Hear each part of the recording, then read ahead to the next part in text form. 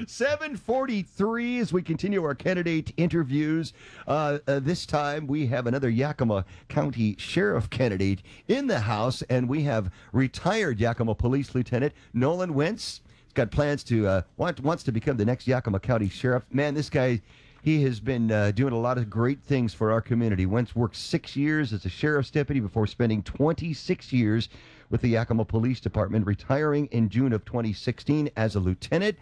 Who, at that point you'd say, the resume is supposed to say, and then went on and went to the beach. Went to the beach, learned how to fish. No, it says Wentz then completed work on bachelor's degree in business management at Yakima Valley College. Man, oh man. Good morning. Good morning. Yeah, welcome to the show where all your voters are listening this morning. That's like I have a goal. It's like when we had Honeyford in here, the senator said, "There's one more water bill I want to get done." Right? Yeah, that's right. He's put in more than enough time to deserve a retirement, but he wants to be sheriff because he's had his eye on you for how many years now?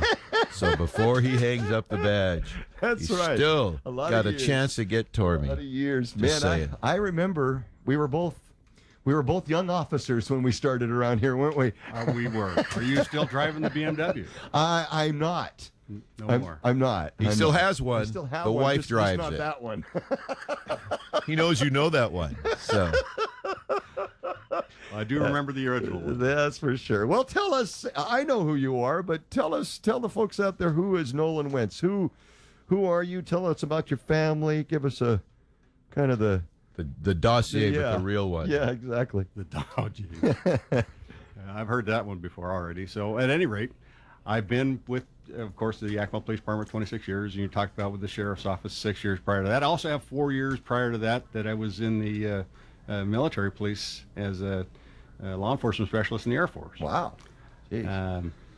My wife is a nurse locally. We have 3 children. We're married 40 years this year. Wow. So we've been at it a while. A lot of guys got a lot shorter sentence than that he stopped in 40 years. Right? I don't think it's a sentence. I enjoy my time with my wife very much. It's an exclamation point, not a sentence. Okay. Okay, very good. I retired so that I could take care of my father, and he passed last summer, so I finished doing all of my remodeling at home, and then did some remodeling for some other people, and saw this opportunity come up for the Sheriff's Department. And now that I've had a little bit of time to kind of sit back and reflect on my past career and what I would like to see happen, I decided to put my hat in the ring and go for the Sheriff's Office. If your father had not gotten sick, would you have continued at the Yakima Police Department, or were you looking at retirement there anyway? At the time I was looking at it, there were some things that were going on that I didn't necessarily agree with, and I thought maybe I was done at that time. I had a lot of other things on my mind that I wanted to be able to take care of, my father being primary, and I've managed to accomplish all of those things, and now I'd like to accomplish something else. I'm not done. I still have plenty I would like to do. I got to go back on the business management. You got a bachelor's degree in business management after you did all that while you were taking care of your father, right? Yes. So what was your intention there? Well, I originally started before I retired from the police department because I thought that would be a very good type of information and knowledge to have in an agency. I think that they need to be able to run like a business. But then, a few things changed, and then my father needed to have a little more attention. And I decided, okay, I've been in this for now 32 years locally, and I went ahead and pulled the plug then. Right. Managed to accomplish everything else and went on. That's one of the things that we hear a lot about concern for government is that it doesn't run enough like a business, that they figure that that's taxpayer dollars, so maybe there's more of those out there and that sort of thing. So the fact that you want to bring more of a business-like perspective, I think, is significant in the minds of a lot of people who would like that kind of responsibility with government. Well, I think it very much needs to be run like a business. Although we're not, as law enforcement, we're not providing a product like some kind of a widget or something. The service that we do provide is very important. And that's something that I very much have always believed in and learned very early on when watching my father. doing the very best that I can in all of the different things that I have accomplished has been extremely important to me during my entire career. I spent a lot of time as a detective. I became pretty much an expert in homicide cases, and I've presented cases across the country, both at Philadelphia, the VDOC Society, and to FBI in Quantico. I got an opportunity to attend the FBI Academy in 2011. That was a wonderful experience.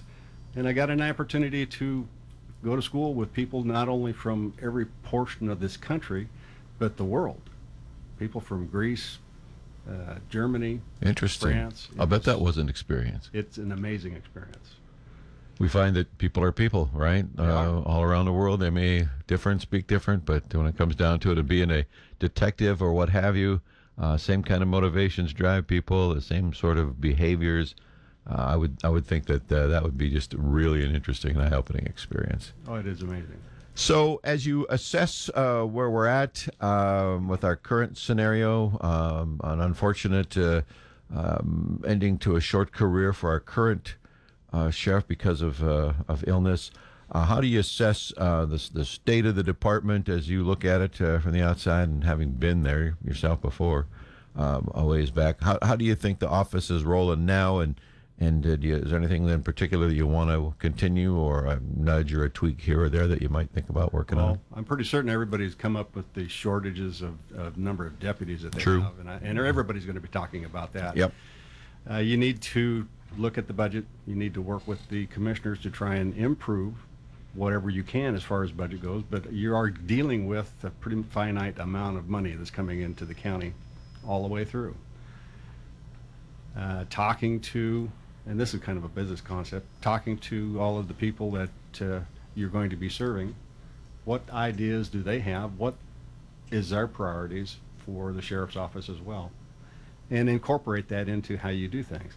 I believe that the sheriff's office has a very bright future. It can very well much be a leader in law enforcement in this county, and maybe that, for that matter, the state, if it's guided the right way. It's not now. I'm not saying it's not now, but I'm saying I could probably bring a perspective that they haven't looked at. What do you believe the sheriff's office is doing wrong now that needs to be improved? Specifically. Or is there? Or is there? Yeah, anything. Well, I don't know that they're doing anything wrong now. I've seen a couple of places that I definitely did not agree with, and these are past situations. I'm hoping that they have been corrected, but I haven't had an opportunity to actually talk to them directly, and that kind of involves some old investigations and cases that went south. And I know how to do these things very well, and it's not something that I would compromise in any way. Sometimes it requires a little extra overtime to be able to accomplish what is going to happen or what needs to be happening. You just have to bite the bullet for that. That's a requirement.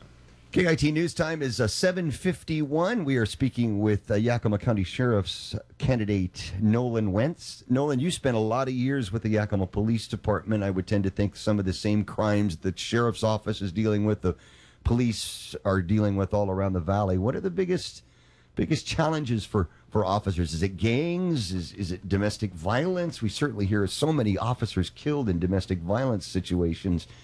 What do you think are the biggest challenges for law enforcement in this valley? Well, as far as domestic violence has always been a very volatile thing. Man.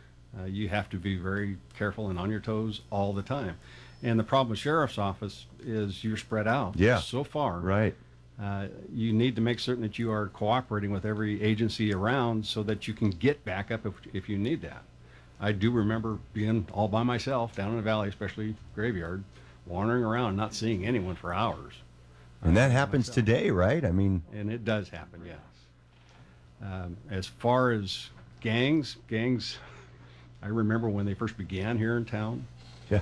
And we actually were not allowed to call them gangs. I remember that well. But they were pretty young at that time, and they were trying to make their mark by, tagging and doing all that stuff. These people have moved on. They are in it for the money now. They're in it for a business. They're in it to, running drugs, prostitution, just all kinds of things. And it's interesting that a number of the people who are actually calling the shots are ones that I dealt with or others have dealt with that are in prison. They're the ones making the rules. You know, we hear a lot nationally about opioid epidemics. Are we seeing that in our county out there? We do. Rural areas, yeah. And we definitely do. And I think all the deputies should be outfitted with that Narcan. Sure. If they run across somebody.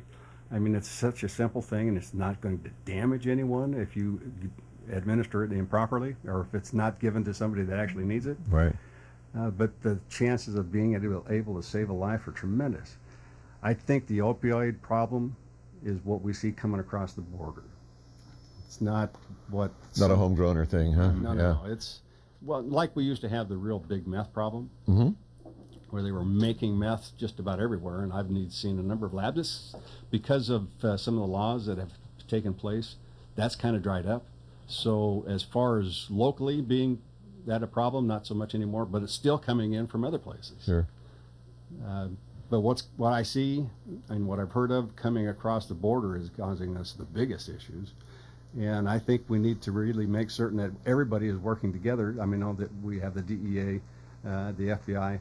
Everybody needs to be all on the same page and make certain that we cooperate with each other to be able to go after these people who are bringing this stuff across the border and vigorously prosecute them as much as we can. It has to be stopped there. I know that there's been a lot of things with the opioids where doctors are being accused of overprescribing and doing all this. I don't think that's the case. I think the doctors have, and I know they have, as of late, clamped down tremendously on what they do and what they have prescribed. So that's not the issue. Just leaves more opportunity for imported drugs then, doesn't it? Very much. If somebody wants to get something, unfortunately, Yakima's been kind of a hub of this for years. They can find it. One quick question more on drugs and then we'll move on, and that's the marijuana legalization was supposed to crush the black market. Has that happened? No. I think what it's done is probably just expand the market into other people that probably wouldn't have played with it before. Legalizing this thing, and it comes with other social issues too, because now we've got people running around DUI on marijuana. And I heard a story last night, it was kind of comical, where somebody thought that they were actually better driving because they were under the influence of that. And I'm certain that there's been people intoxicated with alcohol who probably come across the same way. I'm better when I'm drunk. Well, no, you're not. You're just a danger, and we have to be able to work on that as much as we can. I know the county has got a ban on these businesses out in the unincorporated area, and I think that's a good thing because it's still against the law federally. The banking systems and all of this, and probably I shouldn't be saying this, but they're carrying amounts of cash, and they're just going to be attractive targets for other criminal activity. After so many years with the Yakima Police Department, you had maybe a year and a half there of retirement. Why do you want to do this? Why do you want to get back into all that? Well, I kind of told you before, I've had a chance to reflect back. I enjoyed what I did. I liked what I did, and I think I was fairly successful at it, at least in the niche that I was in. I like working with people. And, I was telling people last night, I don't think I'm done. I enjoy helping others. And that was the same thing I said when I started 32 years ago. And it's the same thing I want to hear from new people when they test and apply for these positions, because they want to be here, they want to make a difference. And I do. It seems to be a more dangerous time to be a police officer, a law enforcement officer, a sheriff's deputy, whatever. There's a bigger target on your back now, at least it seems like it from the press coverage. Yeah. Is that a sentiment within the badge-wearing ranks that it's maybe even more important to watch each other's back and all of that out in the field? Of course it is. I mean, we just lost another officer in Kent here just a few days ago. Yep. And that is about as unfortunate as they come. I know that probably has something to do with the fact that it's getting tougher to recruit new people. But I think that, society seems to go in a pendulum. Right now, it's kind of at one point where you see so much against police officers, because there might be one that's captured on video doing something they shouldn't be, and then it'll only be a fragment, and that portion is interpreted in the most horrible way possible. And then everybody starts thinking you're all painted with the same brush, that you're all bad, and that is absolutely not the case. And no matter what we try to say, okay, the statistics tell you that there's just a small fraction of people that are going to do bad things. And you're going to find that in every walk of life, not Sure just you will. police work. Body cams make sense to you? Body cams, well, I mean, they do and they don't. I mean, there's also going to be pushback as far as violation of privacy going into somebody's home or whatnot. There's always going to be some fight about those things. I know that we had the recordings and at least the audio portion. Those helped very well try to clear up things, and I've seen the videos far exonerate officers far more than they ever proved that they did anything poorly. Sure.